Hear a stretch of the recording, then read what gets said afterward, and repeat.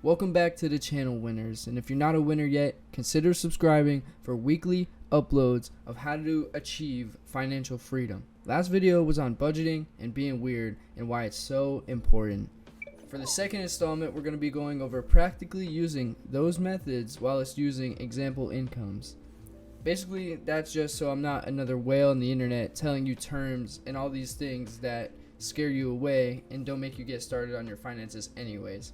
Oh yeah, buy a house, do all these things, right? But like, oh, how do I get started? Well, here's your video.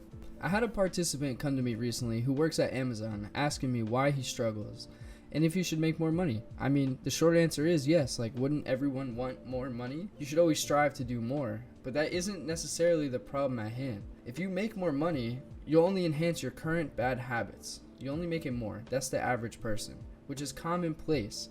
But we are winners. So for today's video, as previously stated, I'll be breaking down my participant's salary in a calendar and show you why it's so useful. Why I like the calendar so much personally is that it breaks down your budget. You can see where everything is going, and you can use that as a calculator, right? So it's not just, oh, I paid this, oh, I get this, right? You're putting your total each time something is in or out of your account. Alright, so now that we know how the calendar pretty much works, let's put it to practical use. Okay, so my participant makes $660 a week, times that by 2 equals $13.20 bi-weekly gets paid. Times that by 2 again, that is $26.40 a month. So let's break this down. Times 12, that is $31,000 a year.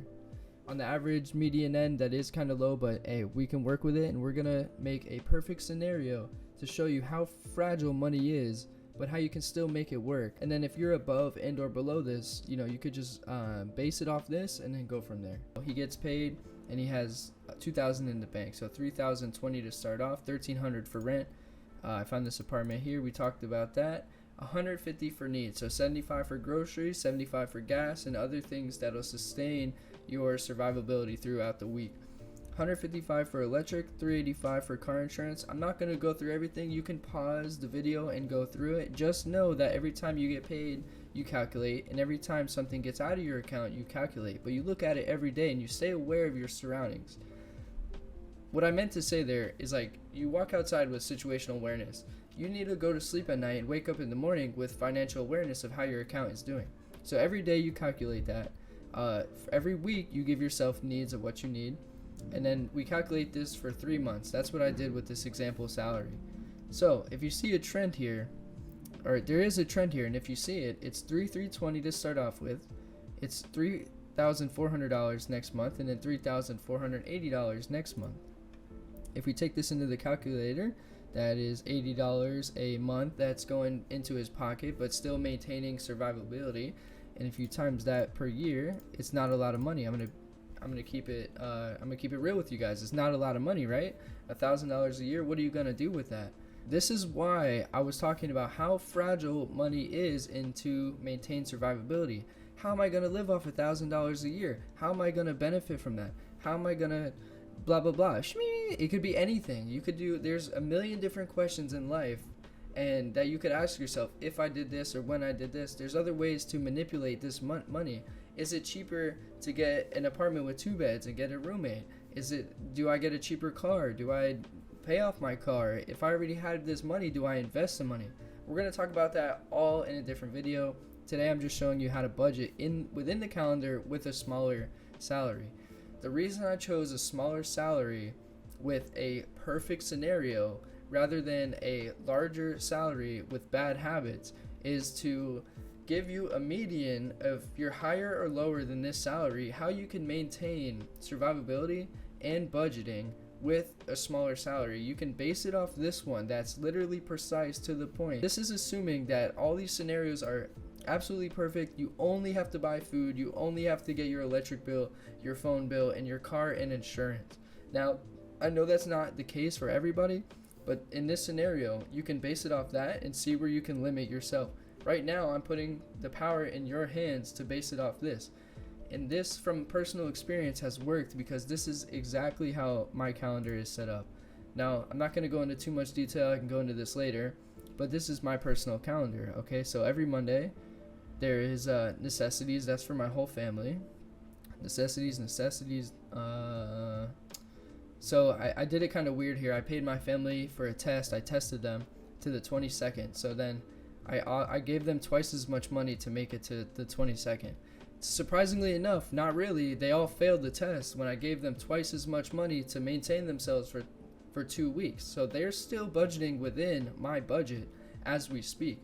So this is exactly how my calendar is set up, and it's really for 100% survivability and 100% efficiency. If it's just not going to work this way if somebody isn't willing to sacrifice some of their needs. This is 100% a perfect scenario, and I'm doing this so you can base it off what you are spending and what you know. And one thing that you can really take away from this is that what do you actually need, right? So this is the calendar. This is how it is functioning through the process. This is how my personal calendar is set up, and I think it is an amazing tool to utilize as you're going through and catching up on your finances. It puts everything into a perspective. I'm going to share a little secret with you guys. There's 4 of us that are included in this calendar. The lowest that we ever got down to when paying off our debts, right? We did this head on. We did this eating once a day. We did this literally sacrificing our needs growing up. Oh, I need this. I drink soda every single day of my life. Humans don't require that. We never had soda. We never had AC. We never had these things. So as I scroll forward, I think the lowest here, it was $537, and we've been doing this for 1, 2, 3, 4 months so far. So that's just a look into my personal calendar, financial calendar. And then this is the artificial one that I did that literally is a perfect scenario. In later videos, I'm going to break down how to save this money, how to go shopping for $75 a week. And that is almost like I don't even know how to describe it.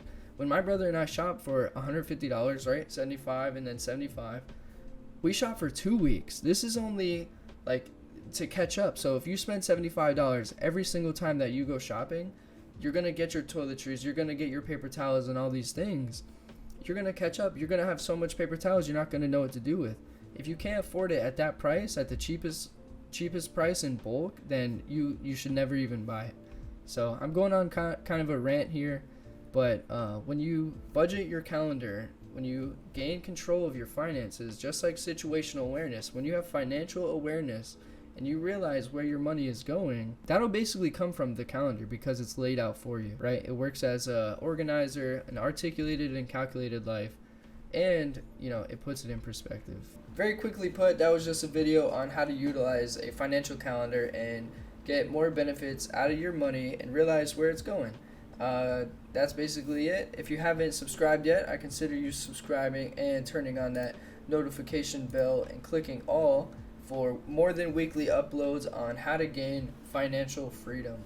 Hopefully I keep doing this. I feel like the more I make videos, the more I gain knowledge about finances itself.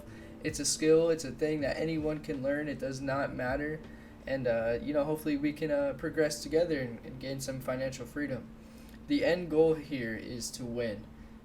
Ask yourself,